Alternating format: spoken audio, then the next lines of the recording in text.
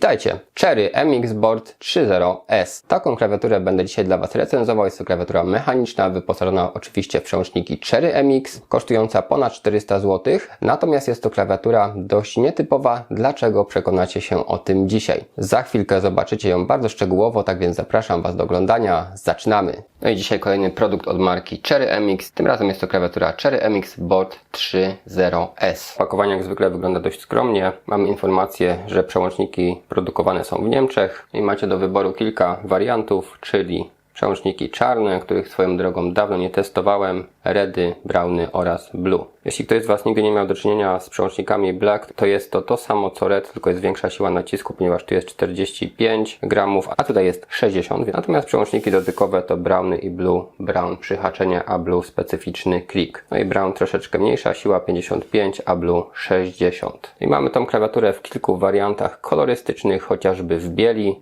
i w kilku wariantach nakładek. O tym powiem za chwilę, bo to jest tutaj akurat dość ciekawy przypadek. No i oczywiście przełączniki Cherry MX, które są bardzo wytrzymałe. Natomiast pod względem marketingu nie ma tutaj za dużo napisane ani na stronie producenta, ani w instrukcji. Natomiast na stronie sklepu, gdzie sprawdzałem cenę, to jest tam podane, że są to przełączniki o żywotności 50 milionów kliknięć. I mamy 1,80 m przewodu, a wymiary klawiatury 430 na 140 na 36 mm. Przewód jest zakończony wtykiem USB. Jest logo wisienki, gumowa izolacja, ale solidna. I przewód w klawiaturze jest tak właśnie zakotwiczony. A od spodu klawiatura jest w całości metalowa i mamy 4 takie małe gumki antypoślizgowe. Natomiast nie ma w zestawie żadnych podwyższeń, ani tutaj nie ma żadnych nóżek, więc klawiatura będzie po prostu płaska. Jeśli chodzi o jej profil, to wygląda to mniej więcej tak. Czyli mamy dość ergonomiczny układ klawiszy. I po bokach mamy tutaj błyszczące tworzywo, natomiast boki klawiatury oraz tutaj przód wykonane są z aluminium. Nie ma żadnej podpórki pod nadgarstki. Mamy logo Cherry MX. Tutaj ten element w środku jest plastikowy z kontrolkami i mamy bardzo ciekawe nakładki na klawisze, które za chwilkę zobaczycie. Od drugiej strony wygląda to tak samo. No i w tej chwili widzicie, co tutaj jest nietypowego. Nakładki, które od góry są całkowicie czarne, czyli od tej strony patrząc tak, nie mamy kompletnie nic. Natomiast jak sobie klawiaturę lekko przechylimy, to wszystko ładnie widać. Co do samych nakładek, tutaj są bardzo gładziutkie. Według specyfikacji są odporne na ścieranie. No i klawisze od siebie są dość szeroko rozstawione. Mamy także układ US, czyli 2 długie shifty, pomniejszony Enter i długi Backspace. No i tutaj mamy przełączniki typu red, więc od razu sprawdźmy, jak one działają.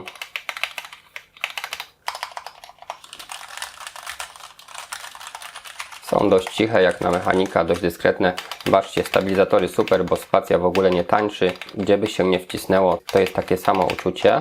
Pozostałe klawisze też super. Bardzo łagodny klik, niewielka siła nacisku. Ja osobiście bardzo lubię ten typ przełączników. Zresztą spójrzcie, jak to wygląda. Czerwone switche, pod spodem widzimy PCB. Nie ma tutaj dodatkowej płyty usztywniającej nad PCB, ale nie jest tu ona potrzebna, ponieważ cała klawiatura jest bardzo sztywna, wykonana z metalu. Przełączniki świetnie działają.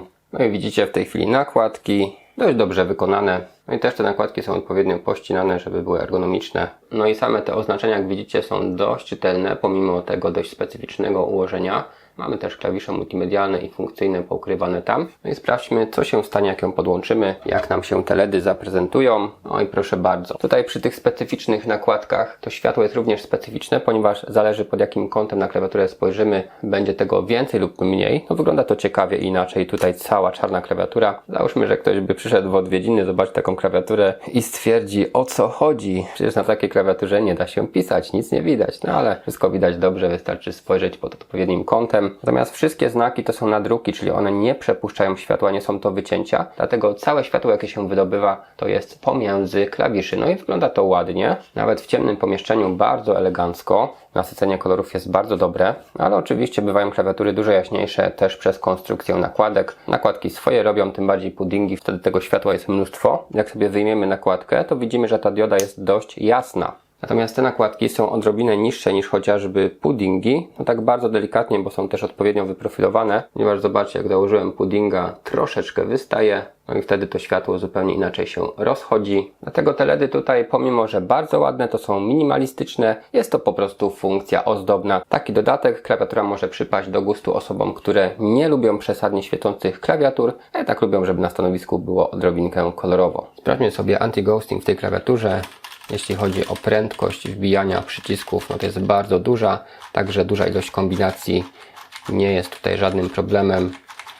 Więc mamy świetny anti-ghosting i także N-key rollover, czyli możliwość wciśnięcia praktycznie nieograniczonej liczby przycisków jednocześnie. No i mamy software, gdzie możemy sobie konfigurować funkcje pod przeróżne klawisze, nagrać także makro, wkleić tekst lub uruchomić jakąś funkcję multimedialną. Mamy wybór próbkowania od 125 do 1000 Hz, jasność. I co do ukrytych funkcji multimedialnych, przed F1 mamy przycisk aktywujący software Cherry.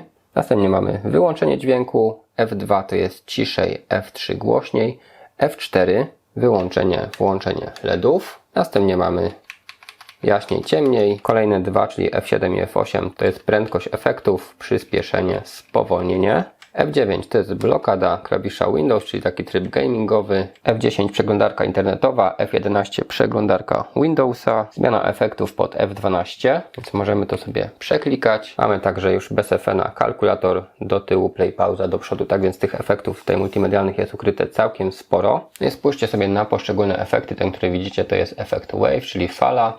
Mamy do wyboru albo pojedynczy kolor, trzeba nacisnąć apply za każdym razem, natomiast reaguje to szybko, albo możemy ustawić sobie all random colors, wtedy mamy takie RGB i to działa praktycznie na większość efektów. Następnie mamy breathing, czyli oddychanie. Też może być ono z podmianą kolorów albo w jednym kolorze. Możemy ustawić także prędkość tego oddechu. Teraz jest efekt curve, wygląda on w ten sposób. Radiation, czyli reaktywne liniowe. Następnie single key, czyli reaktywne na jeden klawisz. I jak mamy fast, to szybko zanika. Jak ustawimy slow, to ten efekt będzie trwać dłużej. Zobaczcie, przygasają tak dość leniwie wtedy. Spektrum, czyli podmiana kolorów bez oddychania, taka płynna. Efekt rolling, to jest takie RGB z góry na dół. Następnie efekt scan, który wygląda tak, do jednej strony i się odbija. Ripples, czyli reaktywne, które powoduje taki wybuch na całej klawiaturze. No i static, czyli najzwyklejsze stałe. Wtedy wybieramy po prostu jeden kolor z palety, naciskamy apply i mamy to. I mamy jeszcze tryb custom, gdzie mamy taki pędzelek, wybieramy sobie kolor i malujemy klawisze.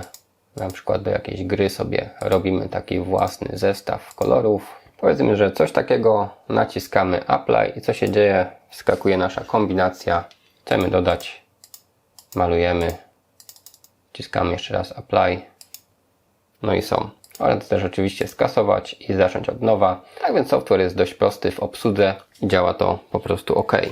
Jak widzieliście, klawiatura jest naprawdę nietypowa poprzez specyficzne nakładki. Natomiast sama klawiatura w sobie jest to solidny produkt, który co prawda do najtańszych nie należy, ale mamy tutaj solidną obudowę, rewelacyjne przełączniki, dobre stabilizatory, no i właśnie te ciekawe nakładki. Co osobiście mi przeszkadzało, to brak systemu podwyższenia klawiatury, więc trzeba by po prostu coś sobie z tyłu podkładać, żeby ona była bardziej uniesiona. Może to być pewna niedogodność. Natomiast fajnie, że w końcu pierwsza klawiatura od Cherry MX, gdzie można odłączyć przewód. No to był dla mnie niemały szok, że w końcu ten przewód udało się odpiąć. Jakby jeszcze był gamingowy oplot, no to by było nawet fajniej. Tak więc solidny produkt dla bardziej wymagających graczy i myślę, że tym optymistycznym akcentem będziemy zbliżać się do końca. Jeśli ten film Wam się dobrze oglądało i chcielibyście wesprzeć mój kanał, to jak to zrobić? Najlepiej zostając moim subskrybentem. Jeśli kliknęliście przycisk subskrybuj, to dziękuję bardzo. Na kanale już ponad 2500 filmów, więc jest w czym wybierać i ciągle powstają nowe. Pozdrawiam także moich stałych widzów. Dzięki za to, że jesteście.